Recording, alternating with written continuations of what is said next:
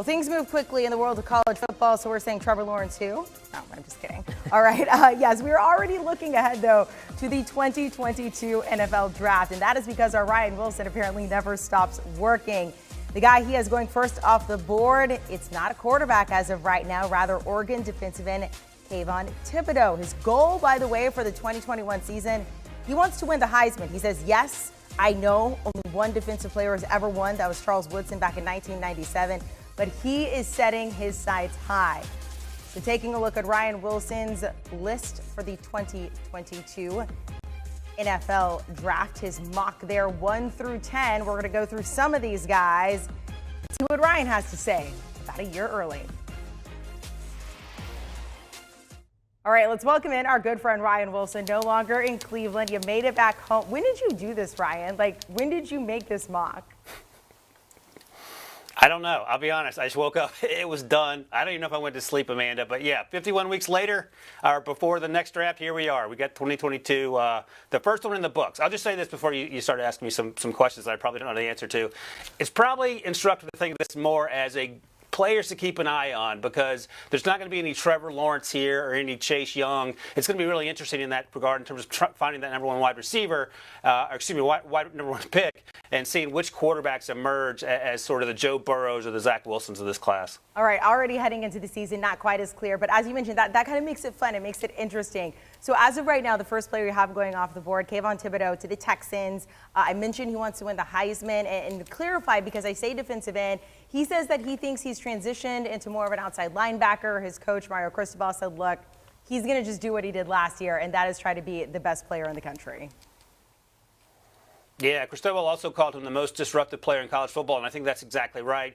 Thibodeaux has a tattoo on his arm that says the chosen one, and that gives you some indication of his mindset, and that's how it's played out in his first 2 years at Oregon. Our Dennis Dodd just wrote a fantastic story about Thibodeaux, so check that out on the website. I was just reading it right before I came on with you, Amanda, and everything we've seen from Thibodeaux, it gives us the indication that he's going to be a truly special player. He'll have one more year at Oregon, and he can decide, or will decide, based on his performance, where he ends up going, but there's no reason to think anything other than he is one of the best players in college football based on what we saw in 2019 and 2020. I mean, you brought up tattoo, Ryan. You know you did that to yourself, because we're all still waiting for your Ryan Finley tattoo. That will be a question for another day. We'll get the 7th graders on that. All right, as of right now, you have your first quarterback going off the board in Sam Howell out of North Carolina. He was the first true freshman to ever start a season opening game for them back in 2019. He's entering his junior year now. And as I mentioned, your first quarterback off the board, you have him going number 2 overall to the Lions. So why is that?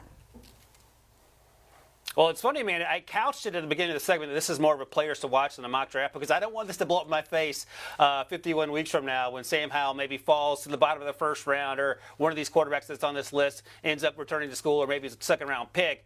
But that's how much this is going to fluctuate. Sam Howell is an absolute gunslinger, and that's served him well. He had 38 touchdowns as a freshman, 30 last season as a sophomore. But he also has that gunslinger mentality in that he forces balls and he makes mistakes. So we want to see the continued progression as he goes through his college career, where he makes fewer of those mistakes and makes those plays, negative plays, turn into positive plays. So that's what I'll be watching for. We had a ton of playmakers last year, too. De'Ami Brown, one of Pete's favorite guys, was drafted. Had the 2 running backs that were drafted in the 2nd and 4th round. So we'll see how he does with fewer playmakers around him. But again, there's no taking away from what he accomplished, as you mentioned, as a true freshman when he threw those 38 touchdown passes. All right, keep in mind, just an eye, keep guys to watch. So Spencer Rattler, 8 to Washington. Yes, that means kind of something here. Oklahoma quarterback. So last season he was a redshirt freshman. Started off a little rough, but he definitely progressed as the season went on. So what sort of steps does he need to take this upcoming season?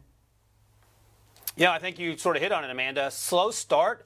A lot of turnovers, and then he sort of put it together. I think he had 10 touchdowns his last 4 games, maybe just 1 interception, and that's what you want. And when you're playing in a Lincoln Riley offense that's produced Baker Mayfield and Kyler Murray, both number 1 overall picks, there's some expectations there, and I think Rattler probably pressed early on in his career last season as a starter, and then started to put it together. He plays with a lot of confidence. Some people would say it's cocky. I'm fine with that. He's a quarterback. You don't want him out there as a wallflower, and he just has to continue to build on what we saw the last month or so of the season. The good news is that we're all hopefully getting as close to normal as we were before the pandemic, and that'll be more streamlined for the players as they go through the summer workouts and get into the fall season.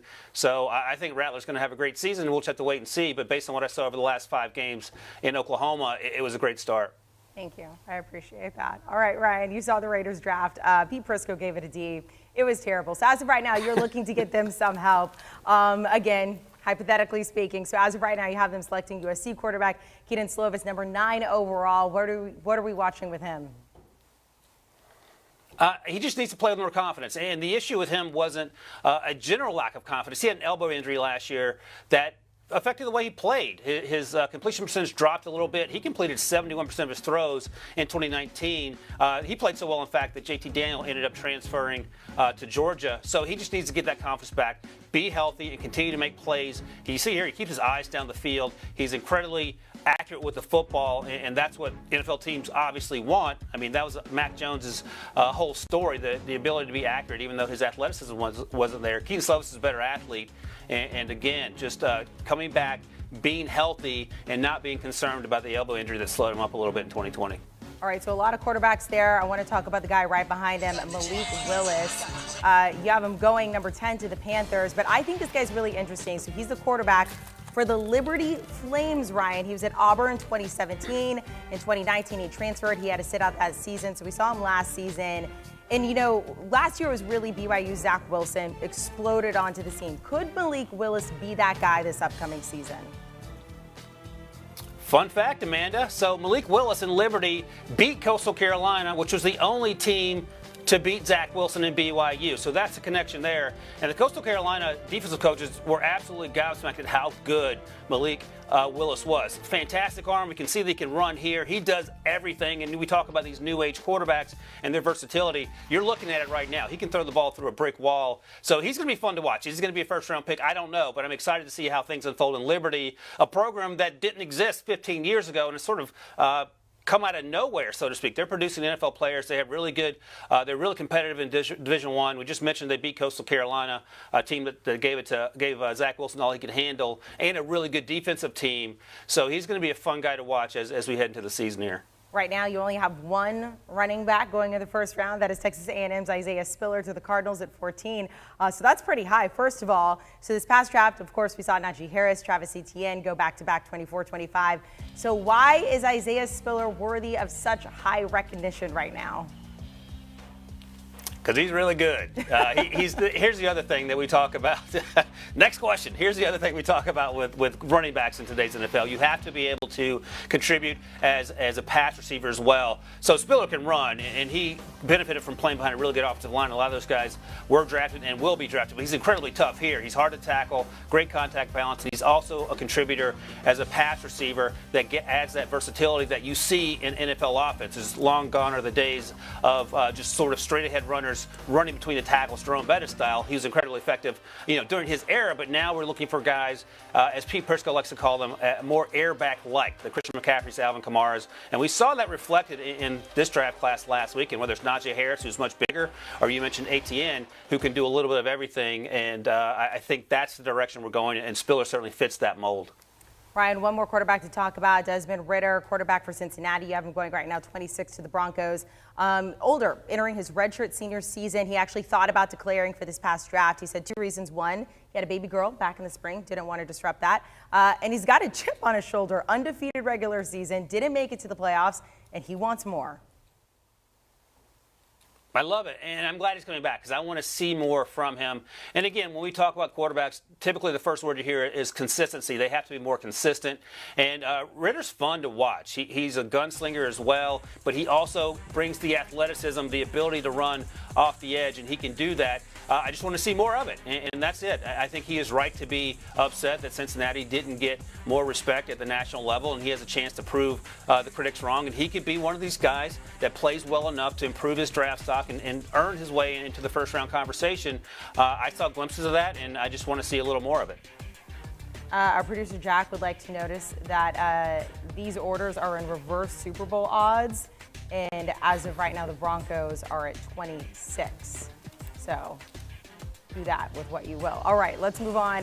This past draft class, had a very talented past draft, I should say, had a very talented wide receiver class, 5 going in the first round. You're looking at another 5 going into this next year. Who are you eyeing, Ryan?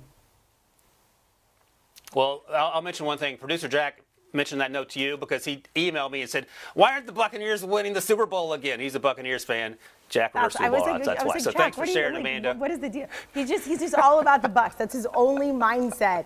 Is Tom Brady and the Buccaneers. And he earned it. It was a long time coming, so congratulations for that. But as for these wide receivers, a couple of names to keep an eye on. So Chris Olave, we know at Ohio State. He came back. His teammate Garrett Wilson is going to be fun as well. John Mechie is fun out of Alabama. I'll mention Justin Ross out of Clemson. So he had a neck injury that kept him from playing last year, and there were concerns that he may not ever play again. He would have been all over the first-round conversation had he played and come out in this draft class. He's been cleared to play. I want to see how that looks once he gets back on the field. Fingers crossed he stays healthy because he is an absolute first-round talent. He gave Alabama all they could handle back in 2019, and when they went on to win the national championship with Trevor Lawrence and T. Higgins, the other wide receiver, who ended up going in the second round last year. And Treylon Burks might be the best wide receiver in this draft class, Amanda. No one knows about him, but they'll know about him very soon, if not sooner than September when the season starts there. All right, Ryan, thank you. And I've checked the odds for producer Jack. The Bucs are still not the favorite to win the Super Bowl. It is still the Chiefs. The Bucs are plus 650. So that is just for producer Jack. Ryan Wilson, thank you so much. Get working on that next one. You're number 2 for 2022. Also take a break, my good friend. You did a lot of work over the weekend. You can hear much more from Ryan and our guys. All things NFL at the Pick 6 Pod. Make sure to download and follow. Want a sports network that delivers everything that matters about the game? The highlights, the picks, the instant analysis. No yelling, no fake debates, no politics. Hit the subscribe button and never miss a moment.